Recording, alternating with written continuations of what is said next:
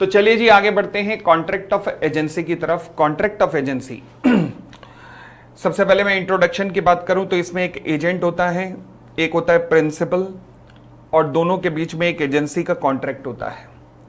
अब इसकी खास बात यह है कि यहां पर कंसिडरेशन शुरुआत में नहीं आता। जब एजेंट काम करना शुरू करता है, फॉर एग्जांपल मैंने स्टेप नंबर 1 किसी को अपना एजेंट बनाया, तो जरूरी नहीं उसको कमीशन भी उसी दिन पे कर दूंगा। कमीशन कब पे होगी? जब वो काम करना शुरू करेगा। क्या ये पॉसिबल है? उसने काम कभी किया ही नहीं, यस, तो इसलिए कमीशन कभी मिलेगी नहीं, ये वेरी मच पॉसिबल है। तो इसलिए यहां पर कंसिडरेशन लेटर ऑन आता है, कॉन्ट्रैक्ट बनते हुए नहीं। ठीक है जी।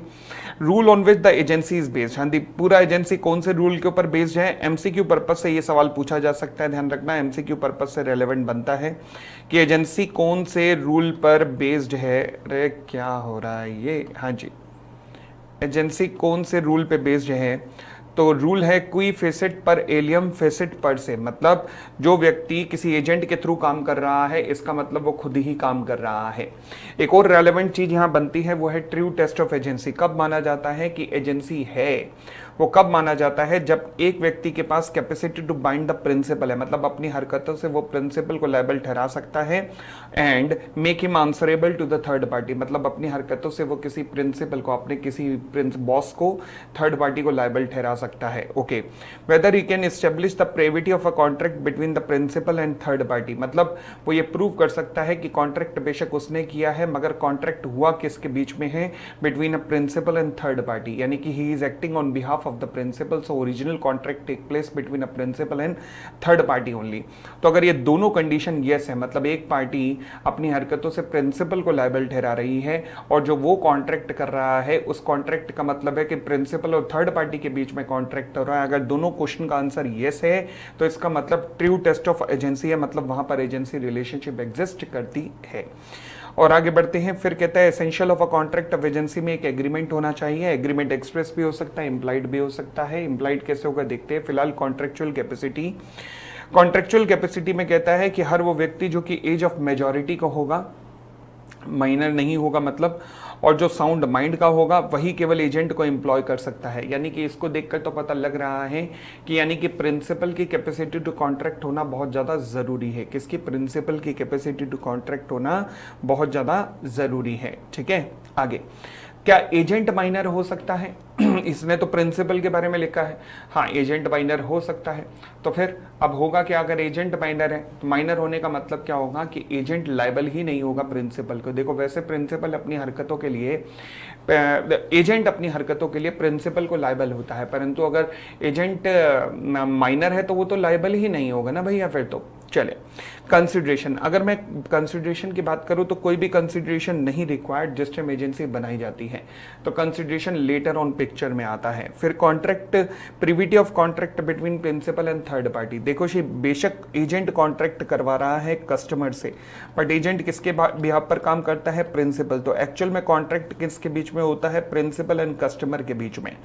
तो इसलिए यानी कि उसके द्वारा किए गए काम से क्या प्रिंसिपल लायबल रहता है थर्ड पार्टी को? यस। तो इसलिए पर्सनल कॉन्ट्रैक्ट किसके बीच में होता है? प्रिंसिपल एंड थर्ड पार्टी के बीच में ही होता है। Agent is personally liable to the principal. अगर देखो एजेंट ने अपनी अथॉरिटी को एक्सीड किया, फॉर एग्जांपल मान लीजिए मैंने अपने एम्प्लॉय कुंदन को कहा कि कुंदन मेरी तबीयत ठीक नहीं है, मेडिसिन ला दे। वो मेडिसिन के साथ साथ मेरी क्रियाक्रम का सामान भी ले आया, और सवाल उठा, मैंने कहा कि ये के सामान कितने का? कहने लगा सर मेडिसिन तो 50 रुपए की है, क्रियाक्रम का सामान 2000 रुपए का है। तो क्या मैं 2000 रुपए के सामान के लिए लायबल हूं? नहीं, मैं लायबल नहीं हूं। क्यों? क्योंकि उसने, एजेंट ने अपनी अथॉरिटी को एक्सीड कर दिया है, और जब एजेंट अपनी अथॉरिटी को एक्सीड कर देगा, मतलब जो काम उसे कहा गया है वो उसके एक्स्ट्रा भी फालतू में काम करने लग गया है, तो प्रिंसिपल इज नॉट लायबल। तो वहां पर एजेंट पर्सनली लायबल हो जाएगा। परंतु अगर एजेंट माइनर हुआ तो he is not liable at all, मतलब वो पर्सनली लायबल नहीं है। ठीक है, आगे who may be an agent. Agent कौन बन सकता है? लॉ कहता है any person may become an agent but no person who is not of the age of majority and of sound mind can become an agent. यानी कि ध्यान रखना, नॉर्मली क्या होना चाहिए कि अब लॉ क्या कहता है? कहता है कि एजेंट की भी कैपेसिटी टू कॉन्ट्रैक्ट होनी चाहिए, क्योंकि अगर उसकी नहीं है कैपेसिटी टू कॉन्ट्रैक्ट तो फिर क्या होगा कि वो रिस्पॉन्सिबल नहीं होगा प्रिंसिपल को। अब यहाँ लॉ कंपल्सरी नहीं कर रहा, लॉ कहता है कि अगर उनकी कैपेसिटी नहीं है तो वो रिस्पॉन्सिबल नहीं होंगे प्रिंसिपल को। इसका मतलब अब लॉ ने आपके ऊपर छोड़ दिया है कि भैया अगर एजेंट माइनर है तो ध्यान रखना फिर वो लाइबल नहीं होगा प्रिंसिपल को, ये बात ध्यान रख लेना। चलो जी, और आगे बढ़ना शुरू करते हैं। एजेंसी किस तरीके से क्रिएट की जा सकती है? तो हम एक तो तरीका होता है कि एक्सप्रेस एजेंसी, मतलब बोल कर या लिख कर, जैसे नॉर्मली कॉन्ट्रैक्ट क्रिएट होता है तो वैसे ही एजेंसी क्रिएट कर सकते हो बाय द एक्सप्रेस एग्रीमेंट। और एक होता है इम्प्लाइड एजेंसी। इम्प्लाइड एजेंसी का मतलब ना बोला गया ना लिखा गया, मगर फिर भी एजेंसी क्रिएट हो गई। कैसे एजेंसी कैसे क्रिएट हो गई? हरकतों से। अच्छा, इम्प्लाइड कैसे हो सकती है एजेंसी? देखिएगा,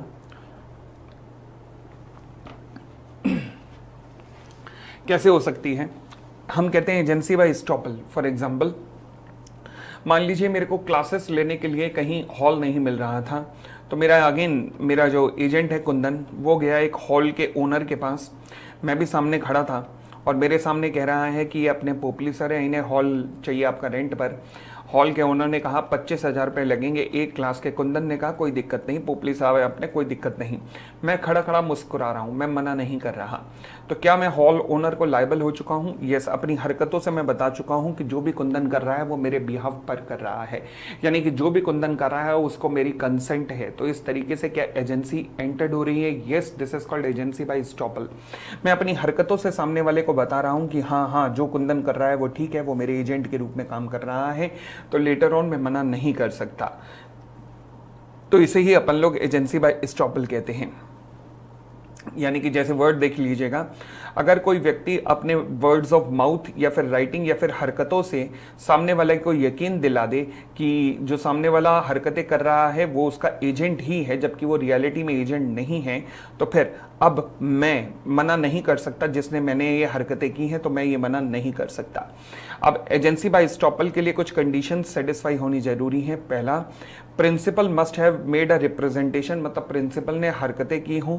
ये हरकतें एक्सप्रेस भी हो सकती हैं, इम्प्लाइड भी हो सकती हैं, और इन हरकतों से ये पता लग रहा हो कि एजेंट के पास अथॉरिटी है कोई काम करने की, और प्रिंसिपल की हरकतों से ही थर्ड पार्टी को उकसावा मिला हो ये कॉन्ट्रैक्ट करने का, अदरवाइज उसने थोड़े ना करना था। तो थर्ड पार्टी ने इसी रिप्रेजेंटेशन के बिलीफ के बेसिस पे ही कॉन्ट्रैक्ट किया है। तो ये सब जरूरी हैं, तभी जाकर इम्प्लाइड एजेंसी एंटर्ड होती है, जिसे एजेंसी बाय स्टॉपल भी कह सकते हैं। और आगे बढ़ सकते हैं, चले जी। फिर हमारी अगली एजेंसी आती है एजेंसी बाय नेसेसिटी। ऐसी एजेंसी जो कि बहुत ही इमरजेंसी के अंदर जनरेट होती है उसे कहते हैं एजेंसी बाय नेसेसिटी।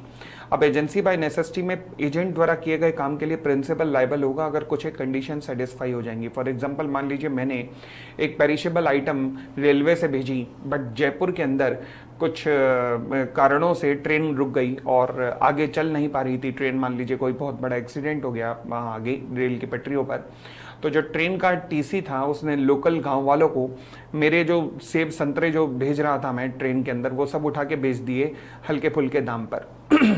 तो उसने मेरे एजेंट के रूप में काम किया। क्या उसके द्वारा की गई हरकतों से मैं लायबल हूं? हाँ, मैं लायबल हूं अगर कुछ एक कंडीशन सेटिस्फाई हो जाए। मैंने उसको एजेंट नहीं बनाया, बट फिर भी वो नेसेसिटी के अंदर, इमरजेंसी के अंदर उसने मेरे लिए, मेरे बिहाफ पर ये काम कर दिया। मैं उसके द्वारा किए गए काम से लायबल हूं। पहली कंडीशन, अगर उसने काम गुड फेथ में किया है, मुझे नुकसान पहुंचाने के लिए नहीं। दूसरा, प्रिंसिपल से कम्युनिकेशन पॉसिबल नहीं हो पा रहा था, उसकी कंसेंट नहीं मिल पा रही थी। थर्ड, ये एक्ट प्रिंसिपल के इंटरेस्ट को सेव करने के लिए ही किया गया था। और फोर्थ, एजेंट ने ड्यू केयर एक्सरसाइज की थी, मतलब उसने अपनी तरफ से बिल्कुल ढंग से रेट लगवाने की कोशिश की थी, उसने औने पौने दाम पे जानबूझ के मजे लेने की कोशिश नहीं की है। ठीक है जी, तब प्रिंसिपल लायबल होता है।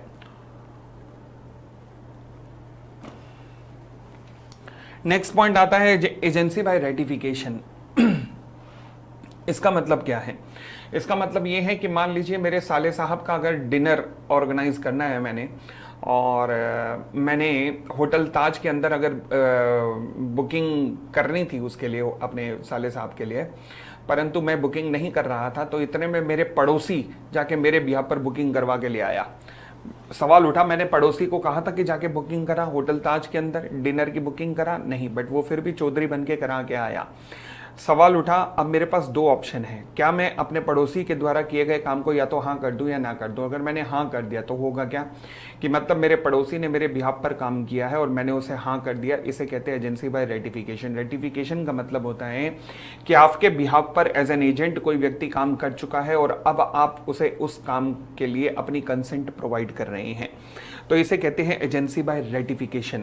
अब एजेंसी बाय रेटिफिकेशन के लिए कुछ कंडीशंस जरूरी होनी चाहिए। पहला, जो हरकत की गई है वो प्रिंसिपल के बिहाफ पर की गई है, प्रिंसिपल एग्जिस्टेंस में है तभी रेटिफिकेशन हो सकता है, अदरवाइज नहीं। से फॉर एग्जांपल मान लीजिए कंपनी एग्जिस्टेंस में अभी आई नहीं है, कंपनी के बिहाफ पर कंपनी के प्रमोटर्स कॉन्ट्रैक्ट कर रहे हैं कंपनी के जन्म से पहले। ध्यान रखना, कंपनी जन्म के आने के बाद इसको रेटिफाई नहीं कर सकती, कंपनी लायबल नहीं होगी। ध्यान रखना, क्योंकि प्रमोटर ने जो काम किया है उससे कंपनी लायबल नहीं होगी अगर उन्होंने कंपनी के बिहाफ पर किया है तो भी। यस, क्यों? क्योंकि जिस टाइम प्रमोटर ने काम किया उस वक्त कंपनी एग्जिस्टेंस में ही नहीं थी। ठीक है। Third, contractual capacity. हाँ जी, कॉन्ट्रेक्चुअल कैपेसिटी का मतलब है कि जो एजेंट काम करके आ रहा है उसकी कॉन्ट्रेक्चुअल कैपेसिटी, प्रिंसिपल की कैपेसिटी टू कॉन्ट्रैक्ट होनी चाहिए। जब ये काम किया जा रहा है तो प्रिंसिपल की कैपेसिटी टू कॉन्ट्रैक्ट होनी चाहिए। दूसरी बात, full knowledge of the principal. जो भी काम एजेंट करके आया है उसकी पूर्ण नॉलेज अगर वो प्रिंसिपल को देता है तभी प्रिंसिपल लायबल होगा, अदरवाइज लायबल नहीं होगा। Only lawful act can be ratified. For example, अगर मान लीजिए मेरा चेक चुरा के तुमने मेरे फर्जी साइन कर दिए, मैं बाद में कहता हूं कोई दिक्कत नहीं है, मैंने ही किया है, मान लो ये मैंने ही किया है, नहीं, ये गलत है। अनलॉफुल एक्ट कभी भी रेटिफाइड नहीं हो सकता। Entire transaction need to be ratified. For example, अगर मेरा एजेंट गया और होटल में होटल ताज की बुकिंग करा के लाया, मेरा पड़ोसी अगर एज ए एजेंट गया और मान लीजिए मैं कहता हूं कि नहीं भाई जितना भी बिल आएगा उसका 50% मैं दूंगा, बस 50% से ज्यादा नहीं दूंगा, लॉ कहता है ऐसा नहीं होता। अगर आपने रेटिफिकेशन किया तो मतलब रेटिफिकेशन पूरा ही है। फिर रेटिफिकेशन कभी आधा अधूरा नहीं होता, रेटिफिकेशन फिर पूरा ही होता है। तो अगर आपने कोई भी रेटिफिकेशन किया तो वो रेटिफिकेशन ऑफ फुल ही माना जाएगा। क्या माना जाएगा? Ratification of full transaction. ठीक है।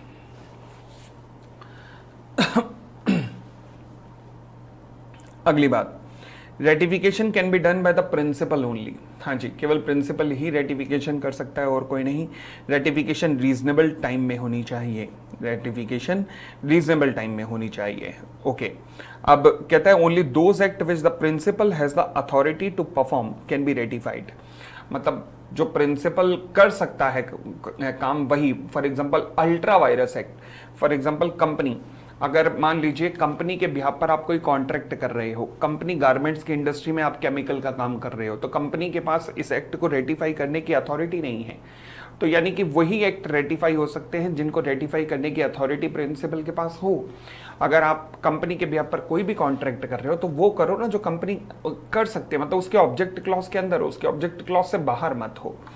ठीक है, चलिए next point, agents authority in an emergency. अब ये वही हो गया, एजेंसी इन नेसेसिटी वही हो गया, कोई अलग नहीं है पॉइंट। आता है ड्यूटीज ऑफ एन एजेंट। हाँ जी, एजेंट की क्या क्या ड्यूटी होती है? पहली बात, रीजनेबल केयर। तो एजेंट तुम्हारे पास प्रिंसिपल की चीज पड़ी है तो तुम reasonable care and diligence exercise करोगे, और तुम्हारी लापरवाही की वजह से अगर प्रिंसिपल को नुकसान होता है तो तुम भरपाई भी करोगे। Agent would be personally liable to him. Execution of mandate. Mandate का मतलब होता है डायरेक्शन। तो प्रिंसिपल की तरफ से अगर कोई भी डायरेक्शन इशू की गई है तो तुम उसका पालन करोगे, उसको अवॉइड नहीं करोगे।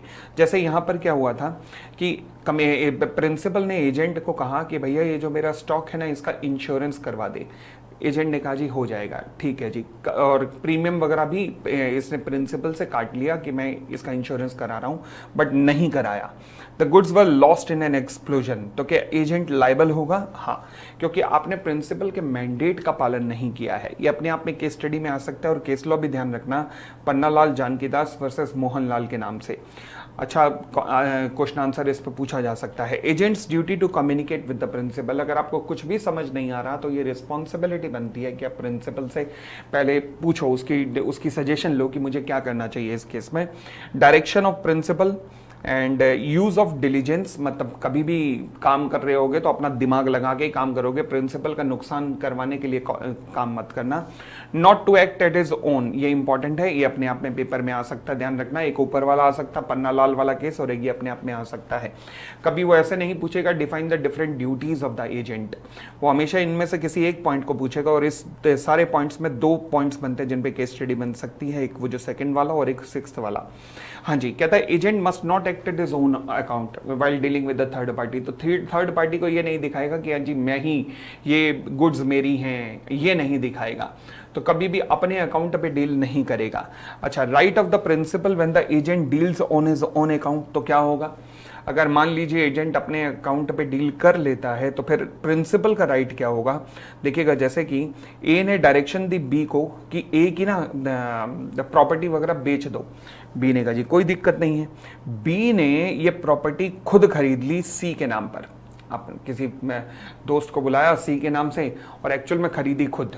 अच्छा, ए को जब ये पता लगा कि बी ने ये लैंड खुद खरीदी है, तो क्या ये इस कॉन्ट्रैक्ट को मना कर सकता है? यस।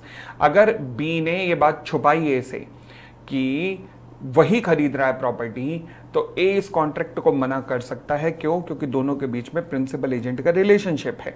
तो इसलिए right of the principal when the agent deal in his own account, तो एजेंट के पास अथॉरिटी रहती है कि वो कॉन्ट्रैक्ट को रेपुडेट कर सकता है, प्रिंसिपल के पास अथॉरिटी रहती है कि वो कॉन्ट्रैक्ट को रेपुडेट कर सकता है, और अगर वो ये प्रूव कर पाए कि हाँ जी एजेंट ने उससे ये चीजें छुपाई थी। ठीक है, अगली बात, principal right to benefit gained by the agent dealing on his own account.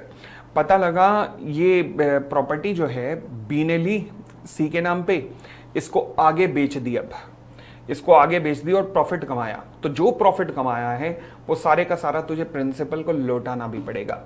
तो पहली बात, कॉन्ट्रैक्ट अवॉइड हो सकता है, और दूसरी बात, जो एजेंट ने इस ट्रांजैक्शन से प्रॉफिट कमाया वो सारा प्रॉफिट भी प्रिंसिपल को लौटाना पड़ेगा। तो इसलिए ये कॉन्सेप्ट बड़ा ही इंपॉर्टेंट बनता है पेपर के लिए, क्योंकि जब भी ऐसा आए कि एजेंट अपने नाम से डील कर रहा है, तो 215 और 216 का एप्रोप्रिएट संगम जरूर लिख के आना। इसके केस स्टडीज बहुत ही रेलेवेंट हैं, तो वो मैं करवाऊंगा केस स्टडीज, अभी इसकी एक क्लास के अंदर इसकी केस स्टडीज में एजेंसी की डिस्कस करूंगा, बहुत रेलेवेंट बनती है पेपर के लिए, ध्यान रखना। ठीक है, नेक्स्ट, सीक्रेट प्रॉफिट। हाँ जी, ये भी इंपॉर्टेंट है, ध्यान रखना कि एजेंट कोई भी सीक्रेट प्रॉफिट कमाने की कोशिश नहीं करेगा, प्रिंसिपल से पूछे छुपाकर कोई भी सीक्रेट प्रॉफिट नहीं कमाएगा। से फॉर एग्जांपल, आपने प्रिंसिपल को कहा कि मैंने आपकी लैंड बेच दी है 2 करोड़ में, जबकि लैंड एक्चुअल में 2.5 करोड़ में बेची थी, नहीं, और अगर सीक्रेट प्रॉफिट कमाया है तो वो सारे का सारा उसे लौटाना पड़ेगा प्रिंसिपल को। नो डेलीगेशन, ध्यान रखना, प्रिंसिपल से पूछे बिना कोई भी डेलीगेशन आप नहीं करोगे, मतलब अपनी जो ड्यूटी है वो किसी और को डेलीगेट नहीं करोगे, और अगर आप करते हो तो फिर आप ही रिस्पॉन्सिबल होगे जिसको आपने डेलीगेट किया है, मतलब सब एजेंट। जैसे अगर आपने प्रिंसिपल से पूछे बिना किसी सब एजेंट बना दिया, तो आप ही सब एजेंट की हरकतों के लिए लायबल हो, प्रिंसिपल लायबल नहीं है किसी को भी। No disclosure of information to the outsider, अगर आपके पास कुछ सीक्रेट्स हैं प्रिंसिपल के धंधे के, तो आप उसको आउटसाइडर्स को लीक नहीं करोगे। No disclosure and render the true account, proper account जो है प्रिंसिपल को या फिर उसके मरने के बाद उसके लीगल रिप्रेजेंटेटिव को प्रॉपर अकाउंट, मतलब बाउचर्स वगैरह सब कुछ सरेंडर करोगे, सब कुछ प्रॉपर उनको प्रेजेंट करोगे। फिर आता है राइट्स ऑफ एजेंट। एजेंट के पास रेम्युनरेशन रिसीव करने का अधिकार होता है, बिल्कुल होता है, जो भी एग्रीमेंट में लिखा होता है वो रेम्युनरेशन रिसीव करने का अधिकार होता है। परंतु अगर मान लीजिए एजेंट ने अपने काम करने में कोई मिसकंडक्ट किया है, कोई जालसाजी की है, कोई फ्रॉड किया है, तो उसे वहां की रेम्युनरेशन नहीं मिलेगी। अब ध्यान रखना, इन दोनों को मिलाकर एक अच्छी केस स्टडी बन सकती है। अगली बात, राइट ऑफ लियन, ये बहुत इंपॉर्टेंट पॉइंट है। राइट ऑफ लियन, क्या एजेंट के पास राइट ऑफ लियन होता है? हाँ, राइट ऑफ लियन होता है। लियन का मतलब होता है किसी और की गुड्स पे अधिकार रखना। इसका मतलब है कि अगर प्रिंसिपल के गुड्स एजेंट के पोसेशन में है और ये पोसेशन लॉफुल तरीके से प्राप्त किया गया है, तो जब तक प्रिंसिपल एजेंट को उसके पैसे नहीं देता तब तक एजेंट उन गुड्स को अपने पोसेशन में कंटिन्यू रख सकता है। This is called right of लियन। पर एक बात ध्यान रखना, ये पोसेशन लॉफुल तरीके से ऑब्टेन किया जाना चाहिए, बस ये बात ध्यान रखना। तो इसलिए ये राइट कब कब अवेलेबल होता है? जब एजेंट ने लॉफुली रिसीव किया है सम ऑफ, जब एजेंट को लॉफुली ड्यू है, मतलब कोई कमीशन ड्यू है क्योंकि उसने कोई काम किया था, ठीक है। द प्रॉपर्टी जिसके ऊपर लियन एक्सरसाइज किया जा रहा है वो प्रिंसिपल की है और वो एजेंट के पास आई है during the course of his duty as a agent. इसका मतलब अगर उसने गलत तरीके से प्रॉपर्टी उठाई है प्रिंसिपल की तो फिर लियन एक्सरसाइज नहीं किया जा सकता, वो लियन एक्सरसाइज नहीं किया जा सकता। तो लियन कब एक्सरसाइज किया जा सकता है? दो कंडीशन होनी चाहिए। पहला, जो एजेंट ने परफॉर्म किया है काम और उसके लिए जो उसका लॉफुल ड्यू बनता है उस मनी की रिस्पेक्ट में लियन एक्सरसाइज कर रहा है, और प्रिंसिपल की एसेट पे लियन एक्सरसाइज कर रहा है और वो एसेट जो उसने लॉफुल तरीके से ऑब्टेन की है during the course of the business, but किसी अनलॉफुल तरीके से प्रिंसिपल से ऑब्टेन नहीं की है। Next, when this right is lost, right of लियन कब लॉस्ट हो जाता है? जैसे ही पोसेशन छूटा तो लियन भी छूटा। अच्छा, दूसरी बात, एजेंट कई बार अपने इस राइट को वेव करता है कि कोई दिक्कत नहीं, पैसे आ जाएंगे, कोई दिक्कत नहीं, अभी नहीं दे रहे तो बाद में दे देगा। और तीसरा, जब agent's lien is subject to the contract to the contrary है, मतलब कॉन्ट्रैक्ट के अंदर ही प्रिंसिपल और एजेंट के बीच में कॉन्ट्रैक्ट में लिखा हुआ है कि एजेंट किसी भी हालत में पोजीशन रखेगा ही नहीं, चाहे पेमेंट में डिले हुआ फिर भी नहीं रखेगा। ओके, फिर क्या हो सकता है? कुछ भी नहीं। फिर तीसरा अधिकार है एजेंट का राइट ऑफ इंडेमिनिटी। अच्छा, अगर मान लीजिए एजेंट को कोई भी लॉस होता है, लॉस इन द सेंस कि बिजनेस को परचेस करके सेल करने में कोई भी लॉस हुआ, अगर प्रिंसिपल ने कहा सस्ते दाम पर बेच दे और महंगे दाम पर परचेस की थी, तो फिर जो भी लॉस हुआ उसकी लॉस की भरपाई वो प्रिंसिपल से ही करेगा। ठीक है जी। Right of indemnification against the act done in the good faith, कुछ भी जो उसने प्रिंसिपल के बिहाफ पर गुड फेथ में किया है, ऑन द इंस्ट्रक्शन, सबसे important on the instruction of the principal किया है, तो कुछ भी अगेन लॉस होता है तो वो लॉस की भरपाई करने का अधिकार वो प्रिंसिपल से रखेगा। ठीक है जी। परंतु अगर मान लीजिए उसने कोई काम ऐसा किया है कि जो लॉ का उल्लंघन करके, क्रिमिनल एक्ट करके किया, फॉर एग्जांपल मान लीजिए आपने किसी को लुढ़का दिया, आपने किसी को गोली मार दी, आपने किसी के घर को आग लगा दी, प्रिंसिपल ने आपको कहा है चिंता मत कर, अगर ऐसा भी कुछ भी हुआ तो मैं तेरी भरपाई करूंगा। नहीं, ऐसा नहीं हो सकता। यानी कि अनलॉफुल एक्ट का रेटिफिकेशन या इंडेमनिफिकेशन कभी नहीं हो सकता, तो वहां पे आपको कुछ नहीं मिलेगा, एजेंट वहां पर कुछ नहीं मिलेगा। फिर non liability of employer of the agent to do a criminal act है जी। क्रिमिनल एक्ट के लिए ध्यान रखना, एजेंट ऐसा नहीं होगा कि तुम प्रिंसिपल को कहो कि प्रिंसिपल लायबल है, कांड तुमने ही किया है, वो भी लायबल होगा मगर तुम भी लायबल हो। आगे बढ़ते हैं। Right of retain out of the sum received on the principal's account, क्या ये पॉसिबल है कि मान लीजिए एजेंट ने माल बेचा 1 करोड़ रुपए का, उसकी कमीशन थी 10 लाख रुपए, 10 लाख रुपए रख के 90 लाख रुपए वो कमीशन वो प्रिंसिपल को लौटा दे? हाँ, बिल्कुल उसके पास ये राइट बनता है कि अपना कमीशन रखे और कमीशन रखने काटने के बाद बाकी जो अमाउंट है वो अमाउंट लौटा सकता है किसको? प्रिंसिपल को। ठीक है जी। चले, फिर कहता है right to compensation for injury caused by the principal's neglect. हाँ जी, अगर मान लीजिए प्रिंसिपल की लापरवाही से प्रिंसिपल इंस्ट्रक्शन नहीं दे पाया, जिस वजह से मान लीजिए कुछ नुकसान हो गया एजेंट का, तो फिर प्रिंसिपल से भरपाई उस काम में भी की जा सकती है। हाँ, अब यहां पर कौन कौन से कॉन्सेप्ट के ऊपर क्वेश्चन बन सकते हैं मैं बता देता हूं। एक एक नंबर के क्वेश्चन इन सब पे बन सकता है, कोई भी इनमें से कोई भी पॉइंट एक एक नंबर पे पूछा जा सकता है।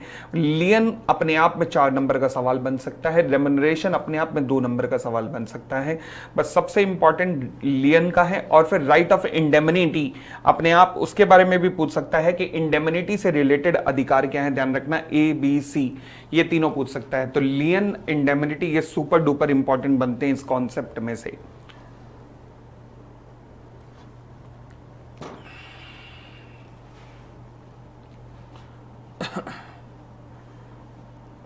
चले,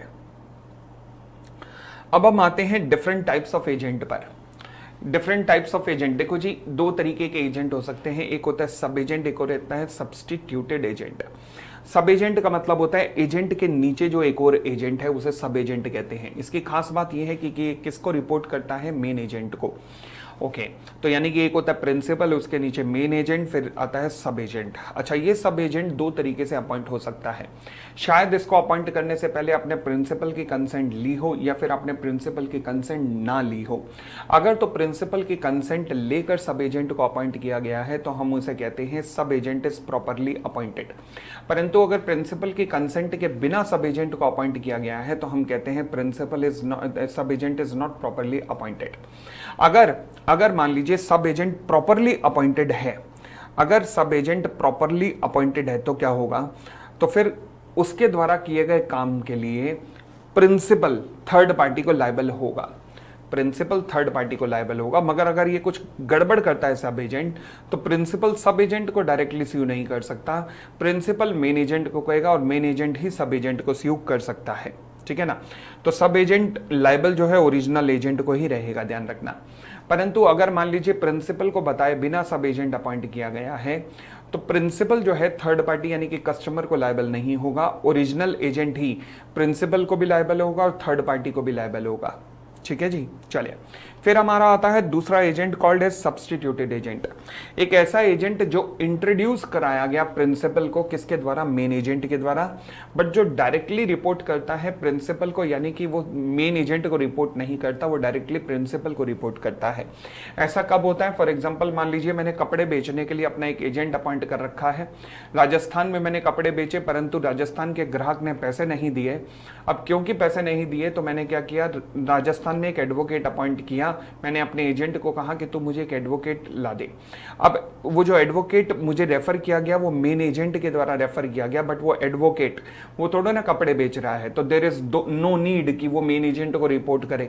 तो इसका मतलब वो डायरेक्टली मुझे रिपोर्ट कर रहा है, जी हाँ वो डायरेक्टली मुझे रिपोर्ट कर रहा है, मेन एजेंट को रिपोर्ट नहीं कर रहा है, तो उसे क्या कहते हैं, सब्स्टिट्यूटेड एजेंट। तो दोबारा बोलता हूं, सब्स्टिट्यूटेड एजेंट एक ऐसा एजेंट होता है जो कि मेन एजेंट को रिपोर्ट नहीं करता, वो सीधा प्रिंसिपल को रिपोर्ट करता है, बट उसे इंट्रोड्यूस प्रिंसिपल को कौन कराता है, मेन एजेंट रिपोर्ट कराता है, ठीक है, इंट्रोड्यूस मेन एजेंट करवाता है। तो लॉ कहता है मेन एजेंट, जब तुम उसे इंट्रोड्यूस करा रहे हो तो फिर ध्यान रखना तुम्हारी रिस्पॉन्सिबिलिटी बनती है कि तुम एक ऑर्डिनरी प्रूडेंस की तरह काम करो। मतलब अगर तुम वकील इंट्रोड्यूस कर रहे हो तो ध्यान रखना ऐसा ढंग का वकील ही इंट्रोड्यूस करना जो तुम अपने लिए हायर करते, ऐसा नहीं कि तुम बार काउंसिल में जाके कह रहे हो कि कोई ऐसा वकील बताओ जो ना केस जीत सकता हो, ना जीतने की संभावना हो, ना भूतो ना भविष्यति, मुझे ऐसा वकील चाहिए पोपली के लिए। ये गलत है, तुम अपने लिए ऐसा वकील ढूंढते, नहीं तो मेरे लिए क्यों ढूंढा। तब तुम अपनी हरकतों के लिए प्रिंसिपल को लायबल हो जाओगे, मेन एजेंट। अदरवाइज आप सब्स्टिट्यूटेड एजेंट की हरकतों के लिए प्रिंसिपल को लायबल नहीं होते हो, सब मेन एजेंट आप लायबल नहीं होते हो। क्यों नहीं होते हो, क्योंकि सब्स्टिट्यूटेड एजेंट डायरेक्टली रिपोर्ट करता है किसको, प्रिंसिपल को, तो इसलिए सब एजेंट, हाँ जी। और सब्स्टिट्यूटेड एजेंट में डिफरेंस ध्यान रखना, सब एजेंट जो है किसके अंडर काम करता है, मेन एजेंट के, सब्स्टिट्यूटेड एजेंट किसके अंडर काम करता है, प्रिंसिपल के।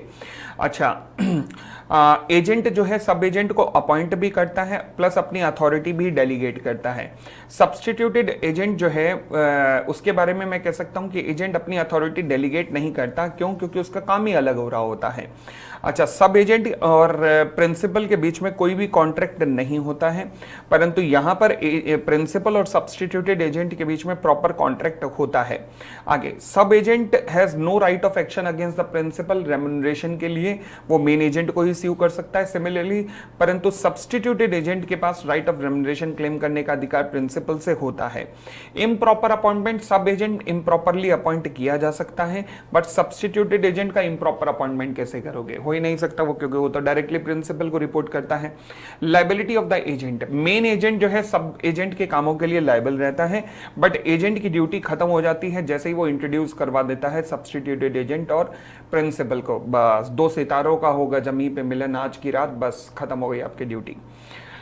अब हम आते हैं टर्मिनेशन ऑफ एजेंसी के ऊपर। एजेंसी कैसे कैसे टर्मिनेट हो सकती है, देखो जी, एजेंसी एग्रीमेंट के द्वारा बनाई गई है और एग्रीमेंट से ही उसका अंत होता है, तो इसलिए दोनों पार्टीज म्यूचुअल कंसेंट से जो है टर्मिनेशन ऑफ एजेंसी कर सकते हैं।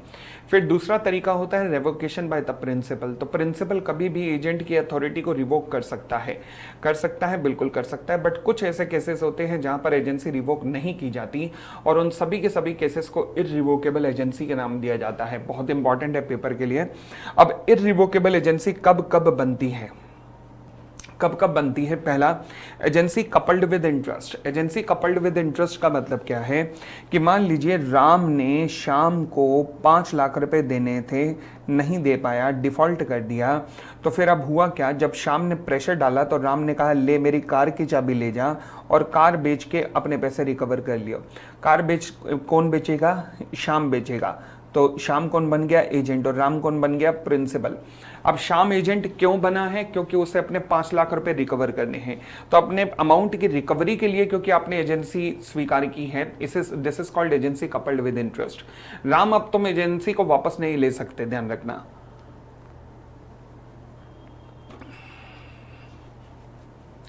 ठीक है जी, तो यहां पर एजेंसी को वापस नहीं लिया जा सकता है। ओके, दूसरी बात, अगर मान लीजिए एजेंट ने पर्सनल खर्चा कर दिया है, फॉर एग्जांपल प्रिंसिपल ने कहा कि हाँ जी ये सामान खरीद ले, एजेंट ने खरीद लिया, अब इसके बाद एकदम प्रिंसिपल ने कहा एजेंसी रिवोक नहीं हो सकता, क्योंकि एजेंट खर्चा करके बैठा हुआ है।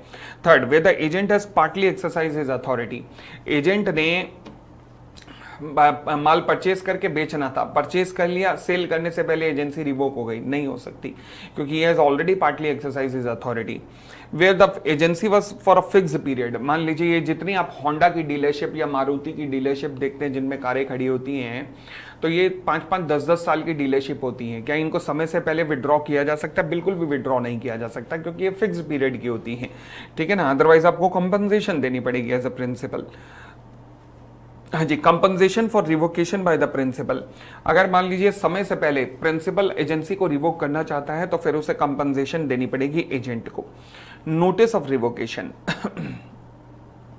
हाँ जी, अगर मान लीजिए प्रिंसिपल आप क्या करना चाह रहे हो, अथॉरिटी को रिवोक करना चाह रहे हो, तो अथॉरिटी को रिवोक करने से पहले प्रॉपर नोटिस सर्व करना, किसको? एजेंट को, कि हाँ जी मैं अपनी अथॉरिटी को रिवोक करने जा रहा हूं, तो उसे एक प्रॉपर नोटिस सर्व करना। अदरवाइज आपको कंपनसेशन देनी पड़ेगी। अगेन, एजेंट को कोई भी नुकसान हुआ है उसकी कंपनसेशन आपको देनी पड़ेगी। अच्छा, ऊपर वाले केसेस में तो आप रिवोक कर ही नहीं सकते ना, बट अदरवाइज भी रिवोक करना चाहते हो तो भी एक जायज नोटिस सर्व करना, ये कहना चाह रहा है। अब हमने 2 केसेस किए। पहला केस हमने किया जब एग्रीमेंट के द्वारा दोनों पार्टीज टर्मिनेट कर देती हैं। दूसरा हमने कहा जब प्रिंसिपल अपनी अथॉरिटी को रिवोक कर देता है। अब हम तीसरी सिचुएशन पे आते हैं, जब एजेंट ही रिनाउंस कर देता है अपनी अथॉरिटी को, यानी कि एजेंट जो है अपनी एजेंसी को रिनाउंस कर देता है कि मुझे एजेंसी करनी नहीं है। तो एजेंट भी किसी वक्त भी रिनाउंस कर सकता है, हाँ, परंतु उसे भी प्रिंसिपल को एक प्रॉपर नोटिस देना पड़ेगा। यानी कि अगर आप रिनाउंस करना चाहते हो, वापस करना चाहते हो, तो प्रॉपर आप एक नोटिस सर्व करोगे प्रिंसिपल को कि हाँ जी मैं आगे नहीं चलना चाहता। तो यानी कि reasonable notice of renunciation is necessary. Yes, length of the notice कितनी होगी वो डिपेंड करेगा दोनों के बीच में कॉन्ट्रैक्ट पे, या फिर कोई रीजनेबल नोटिस दिया जाना चाहिए। अगर मान लीजिए एजेंट प्रॉपर नोटिस दिए बिना ही कोई रिवोक करता है, तो प्रिंसिपल को होने वाले नुकसान के लिए कौन लायबल होगा? ये एजेंट ही रिस्पॉन्सिबल होगा। ठीक है जी।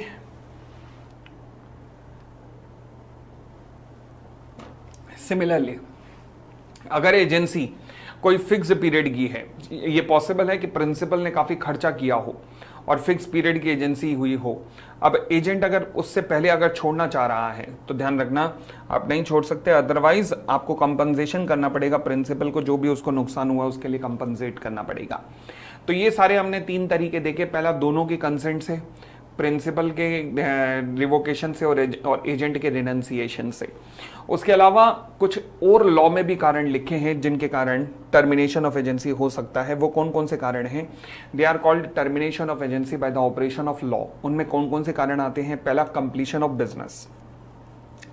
कंप्लीशन ऑफ बिजनेस का मतलब है कि मान लीजिए एजेंसी की गई थी किसी पार्टिकुलर बिजनेस को कंप्लीट करने के लिए, किसी पार्टिकुलर फॉर एग्जांपल कार बेचने के लिए, मकान बेचने के लिए। बस कार बिक गई या मकान बिक गई तो एजेंसी भी टर्मिनेट हो गई है। एक्सपायरी ऑफ टाइम, 5 साल का कॉन्ट्रैक्ट था, 5 साल खत्म, एजेंसी भी खत्म। Destruction of subject matter, car बेचने का कॉन्ट्रैक्ट था कि एजेंट कार बिकवाएगा, कार में आग लग गई तो एजेंसी भी खत्म हो गई है। ठीक है जी। अब इफेक्ट ऑफ टर्मिनेशन पे आइएगा। हाँ जी, when the termination of agent's authority take effect as to agent and as to the third person. अगर मान लीजिए टर्मिनेशन ऑफ एजेंसी हो जाता है तो फिर क्या होगा?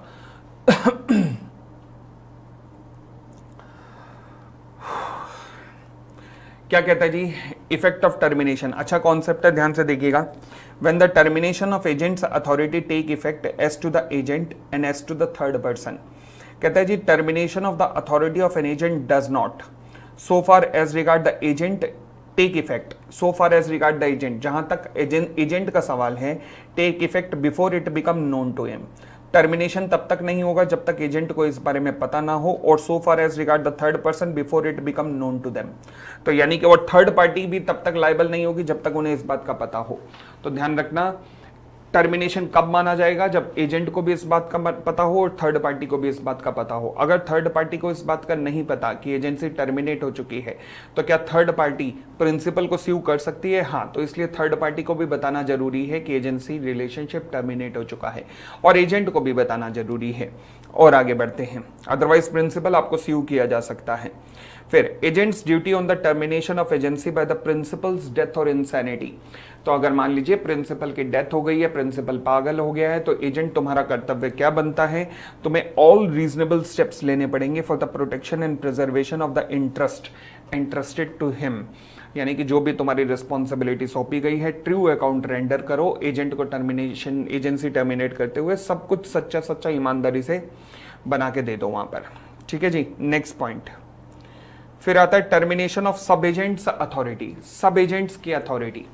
हाँ जी, अगर मान लीजिए termination of authority of an agent causes the termination of the authority of all सब एजेंट अपॉइंटेड बाय हिम, यानी कि एजेंट टर्मिनेट तो सारे सब एजेंट भी टर्मिनेट हो जाएंगे, ऑब्वियसली सारे सब एजेंट भी टर्मिनेट हो जाएंगे।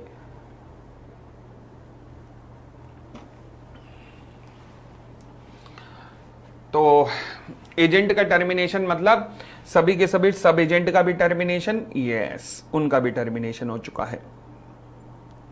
Next point, circumstances where the agent can be held personally liable.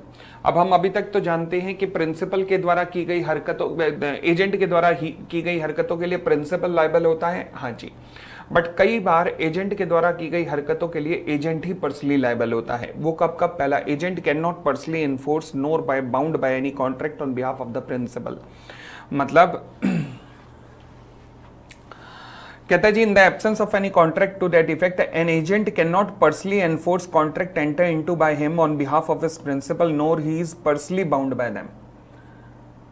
He can neither sue nor be sued on a contract made by him on his principal's behalf। ये तो हमारा एक general rule हो गया भाई साहब कि ध्यान रखना, जब तक कोई कॉन्ट्रैक्ट टू द कॉन्ट्रेरी ना हो तब तक एजेंट पर्सनली एक्शन नहीं ले सकता किसी कॉन्ट्रैक्ट में, और ना ही उसके ऊपर एक्शन पर्सनली लिया जा सकता है। अच्छा, ही कैन नाइदर स्यू, ना ही किसी कॉन्ट्रैक्ट में वो स्यू कर सकता है, ना ही उसको स्यू किया जा सकता है on a contract made by him on his principal behalf. ये तो हमारा एक जनरल रूल हो गया कि भैया एजेंट ना लायबल होगा, ना वो एक्शन ले सकता है अपने दम पर, पर्सनली एक्शन नहीं ले सकता, ना पर्सनली उसे स्यू किया जा सकता है, ना वो पर्सनली एक्शन लिया जा सकता है उसके द्वारा। ये तो हुआ हमारा सेक्शन 230, सेक्शन 230, ये एक जनरल रूल हो गया। फिर उसके बाद कहता है अब इसकी कुछ एक्सेप्शन है। एक्सेप्शन वो है जहां पर एजेंट जो है पर्सनली लायबल हो जाएगा। ये तो जनरल रूल था कि एजेंट को ना स्यू किया जा सकता, ना एजेंट स्यू कर सकता है, ना एजेंट एनफोर्स कर सकता है, ना ही उसके खिलाफ एक्शन हो सकता है। बट अब इसकी एक्सेप्शन देखिएगा। पहला, अगर मान लीजिए एजेंट कॉन्ट्रैक्ट कर रहा है on behalf of the foreign principal, principal तो यहां बैठा नहीं, तो कस्टमर जो है एजेंट को ही स्यू करेगा और एजेंट ही पर्सनली लायबल होगा, क्योंकि प्रिंसिपल तो विदेश में बैठा तो उसके ऊपर केस नहीं किया जा सकता। तो इस केस में एजेंट ही प्रिंसिपल के रूप में लायबल हो जाएगा। दूसरा, अगर मान लीजिए एजेंट जो है प्रिंसिपल के बिहाफ पर डील तो कर रहा है मगर प्रिंसिपल का नाम डिस्क्लोज ही नहीं कर रहा, वो बता ही नहीं रहा किसी को प्रिंसिपल का नाम, और एजेंट खुद ही चौधरी बन रहा है, तो कुछ भी अगर गड़बड़ हुई तो एजेंट ही प्रिंसिपल के रूप में पर्सनली लायबल होगा। Third, where the principal though disclosed can not be sued, principal can not be sued, principal पे केस किया ही नहीं जा सकता, तो agent is presumed to be personally liable. Yes, for example principal minor है, principal को स्यू किया नहीं जा सकता, वो माइनर है, तो उस केस में एजेंट ही पर्सनली लायबल होगा। जी हां, अगर इफ द एजेंट प्रिटेंड मतलब कोशिश कर रहा है ये दिखाने की, but it is not an actual agent and the principal does not ratify the act but disown it. मेरा पड़ोसी जाके मुझसे बिना पूछे हुए अगर मेरे लिए होटल के डिनर की बुकिंग कर आया और मैंने इस एक्ट को मना कर दिया, तो मैं लायबल हूं? नहीं। तो क्या वही लायबल हुए? यस। क्यों? क्योंकि मैंने रेटिफिकेशन नहीं किया, तो वो खुद ही लायबल है, मैं लायबल नहीं हूं। With the agent exceed is authority, Kundan को मैंने कहा था मेडिसिन लेके आ, वो क्रियाकर्म का सामान लेके आ गया है, क्या मैं उसके लिए लायबल हूं? नहीं, क्योंकि एजेंट ने अपनी अथॉरिटी को एक्सीड कर लिया है। ठीक हो गई इतनी बात। नेक्स्ट पॉइंट पे आते हैं, rights of a third party. Rights of third party पे सेक्शन 231, अभी अपने आप में केस स्टडीज पूछी जा सकती हैं, ध्यान रखिएगा।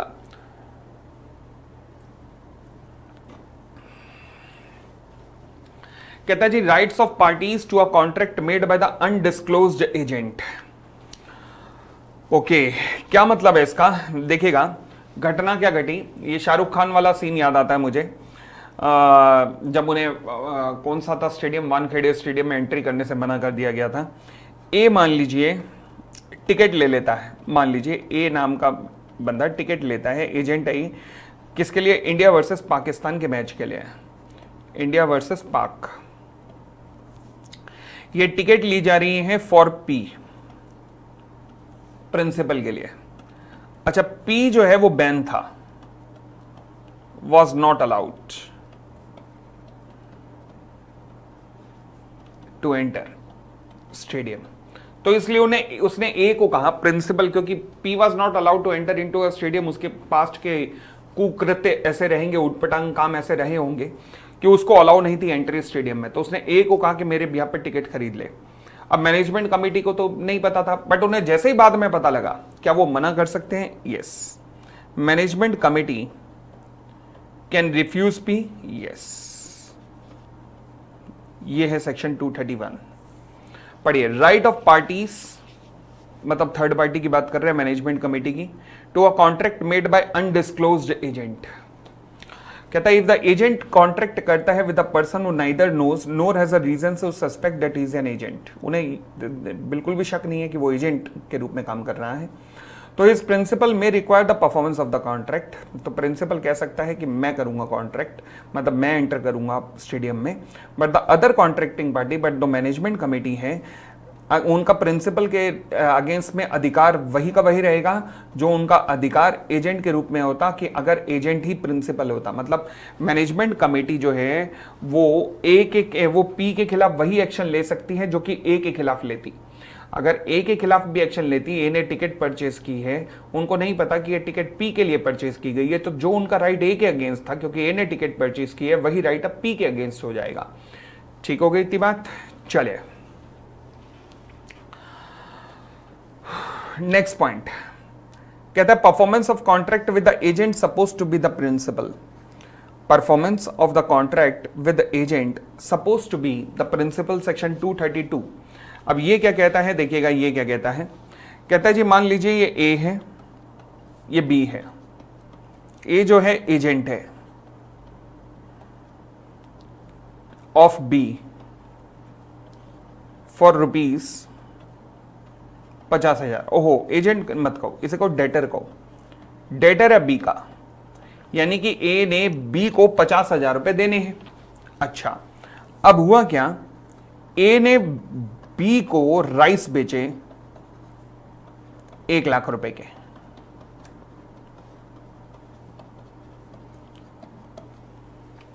ए जो है पी मतलब प्रिंसिपल के बिहाफ पर काम कर रहा था, और ये बात बी को नहीं पता थी।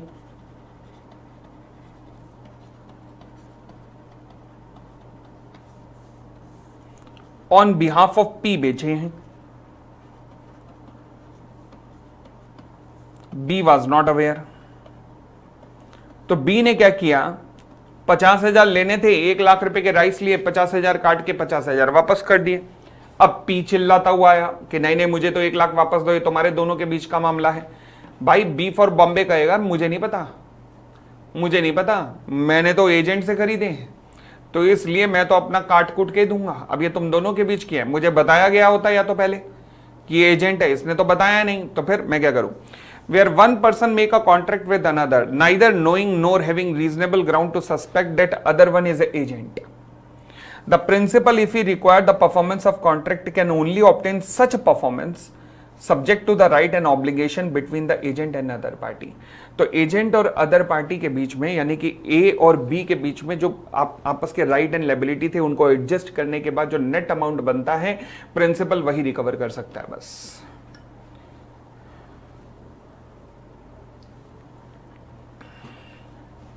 ये दोनों अपने आप में केसेस बन सकते हैं, ध्यान रखना। नेक्स्ट, अभी तक बने नहीं है, और बात है। Option to third person sue the agent और द प्रिंसिपल। हाँ जी, कहता है right of person dealing with the agent personally liable.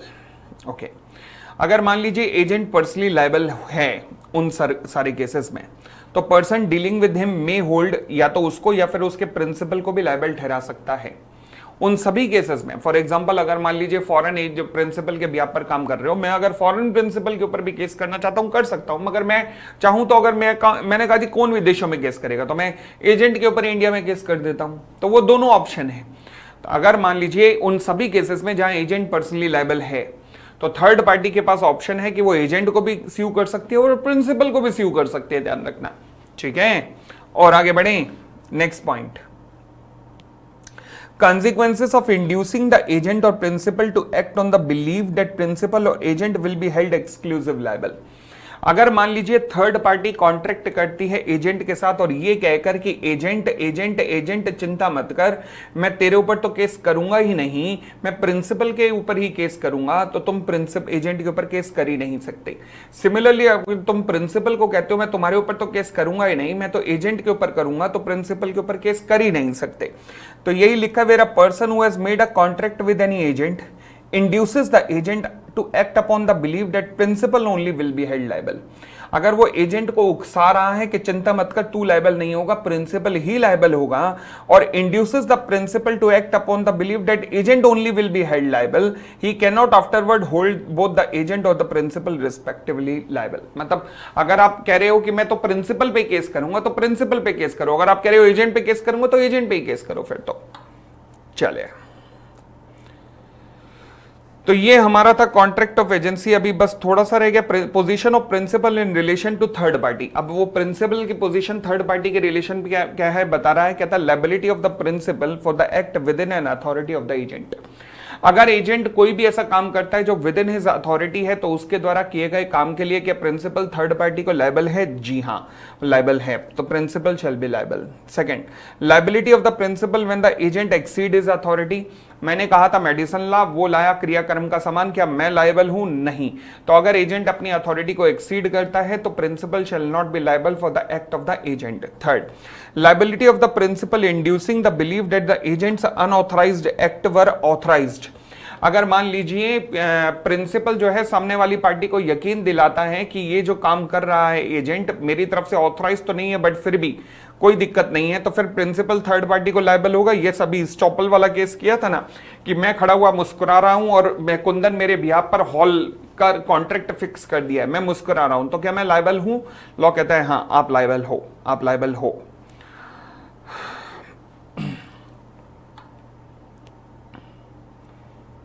और लास्ट पॉइंट आता है, शायद लास्ट पॉइंट ये, consequences of notice given to agent.